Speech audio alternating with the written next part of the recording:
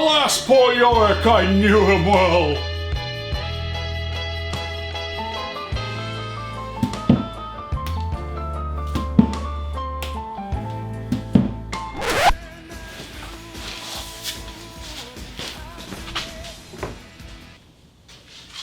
Hey Doc, what's going on? What's the prognosis? Well, we got your test results back, and it looks like your ear will hold pressure, and the hole has been patched up, and it's all healed, so you can go diving again. That is excellent news. Thank you so much. Yes. I can get back in the water.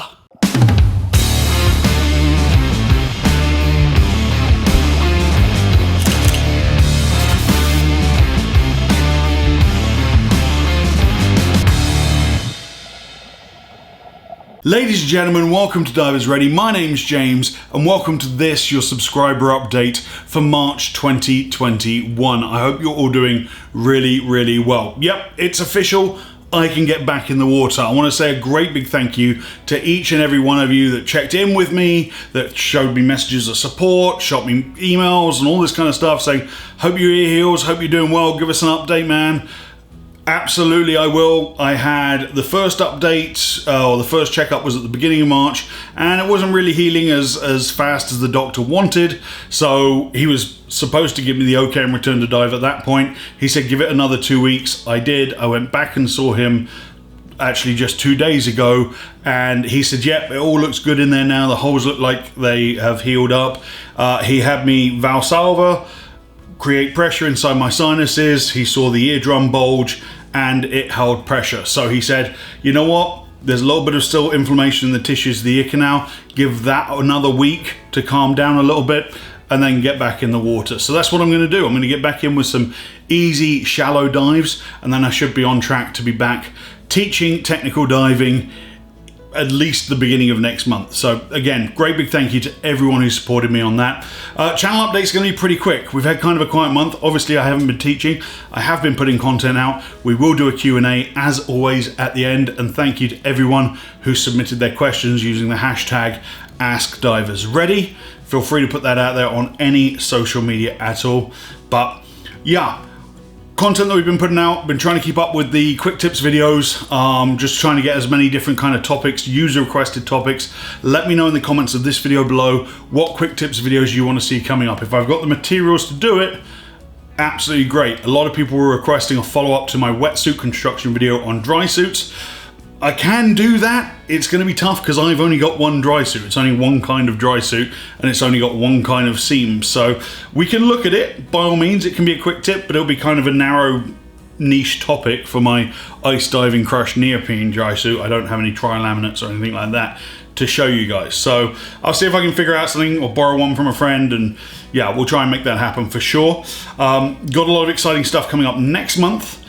While I was out of diving, I reinvested some money in dive gear, in some pretty heavy purchases, if I'm honest. There's going to be some serious gear arriving to the dive locker, hopefully next month, and we'll do some unboxings and talk you through some of my new gear selections. I have, as some of you have seen, a new scooter, new DPV, diver propulsion vehicle, that I haven't even got wet yet. So I think I was going to take you on a tour of my favorite shipwreck down in Key Largo using the DPV with a couple of mounted GoPros.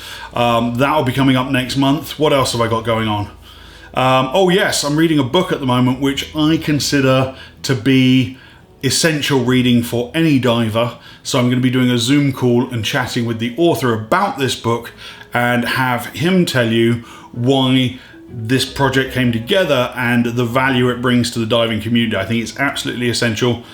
You may already know what book I'm talking about. If you do, great. If you don't, you're going to see. But I'm telling you, it's a game changer. Absolutely.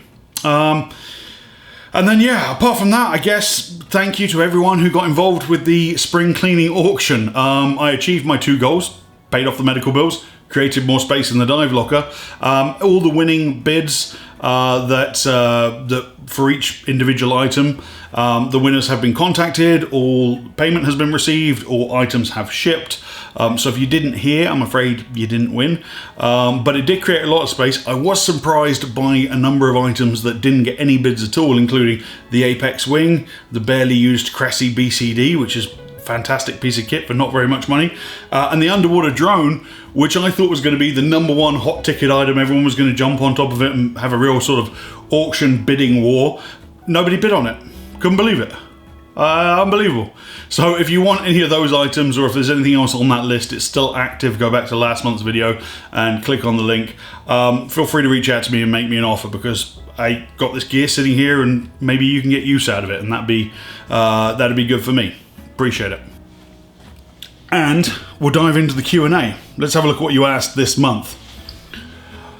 Jerry Lou, thank you for your question, mate. What do you think about full face masks for beginners like the OTS Guardian? Good question, Jerry.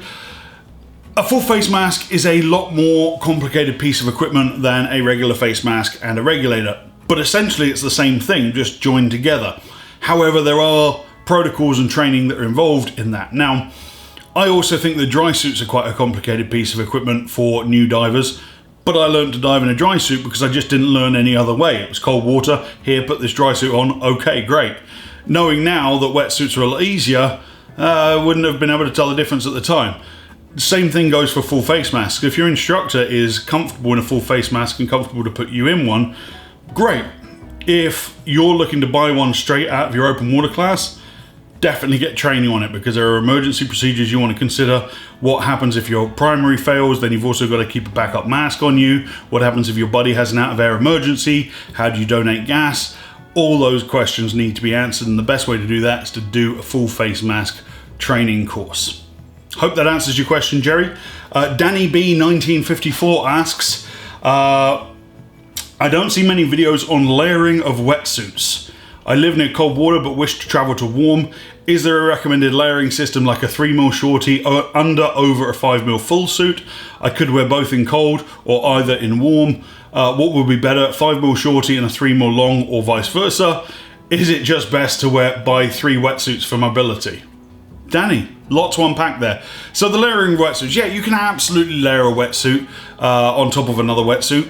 The key thing there is fit, right? If a wetsuit is in any way baggy, it doesn't work as a wetsuit. So it needs to be form-fitting. Now, if you're going to start putting one wetsuit on top of the other, then they're probably not going to be the same size, because you're either going to get squeeze and restriction, which isn't ideal, or one is going to be too baggy and bulky and just let water flow through and not act as a thermal aid at all. So you got to be super careful with the fit. I would always prefer to put the shorty on the underside, on the body, to warm the core, and then have the full suit over the top. Other people prefer it the other way around. I don't really think it makes that much of a difference. What you're always trying to avoid with wearing the wetsuits is the exchange of water.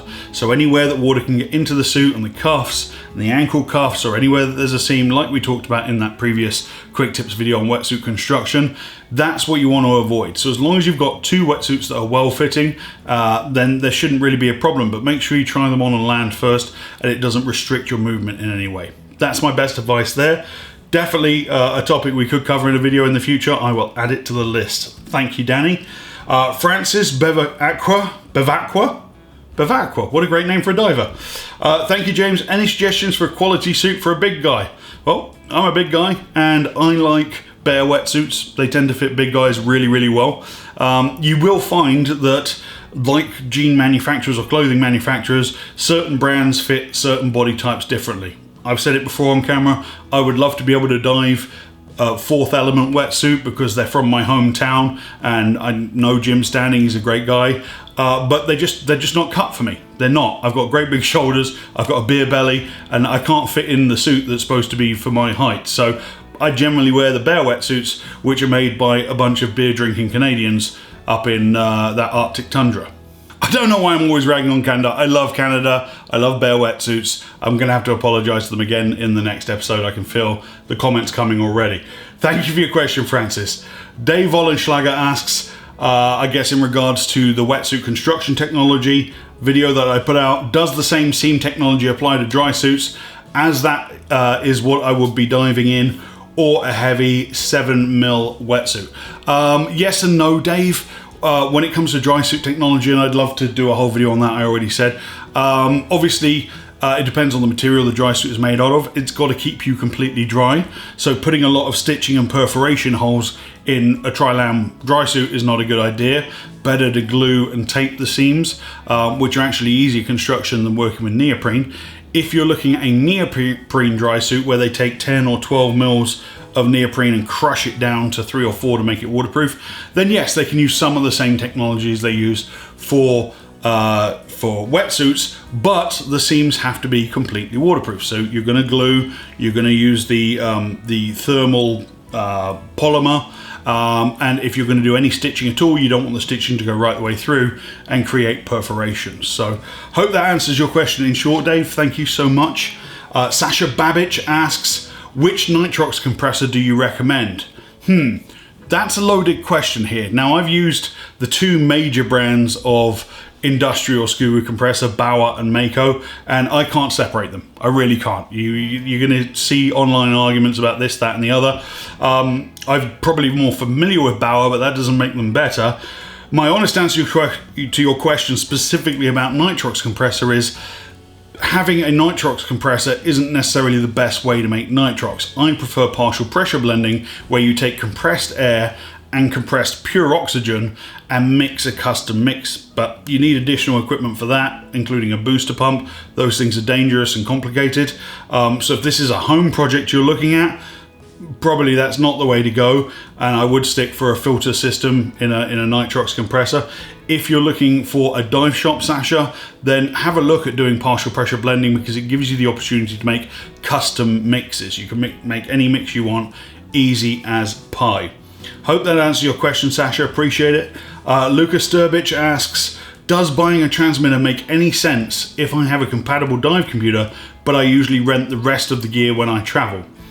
Yes, Luca, it still does. It doesn't take, so I understand what you're asking. You're asking, like, I rent the regulator and then I show up with the transmitter and I've got it only takes 2 seconds. Really, you've got an Allen key, you take the high pressure port plug out, you screw the transmitter in, you tighten it with that little flat IKEA wrench, and you're away. So absolutely, if it's something you want from a convenience point of view, remember to always back it up with an analog SPG. But yeah, it makes total sense. We've had people before show up at dive centers that I've ran and been like, hey, I've got this transmitter, can you fit it on my rental rig? Absolutely, no problem at all. It takes 2 seconds. So hope that answers your question. And that's it. That's all I've got time for. There we go, we're out. Thank you so much, as always, for joining me for these channel updates. I really feel this is more the vlog style videos that I put out, where I just kind of talk to you guys, let it run for one cut, and we see what we end up with. Greatly appreciate you joining me as always. If you have questions for me, hashtag AskDiversReady, stick them down in the comments of this video below and I will find them and add them to next month's comments as always. Let me know what videos you guys want me to make. I really want to be, as personable on this channel as possible, and a lot of my video ideas come from you guys, the viewers. So until next time, ladies and gentlemen, we'll call this the channel update for March 2021. My name's James. Dive safe, dive often.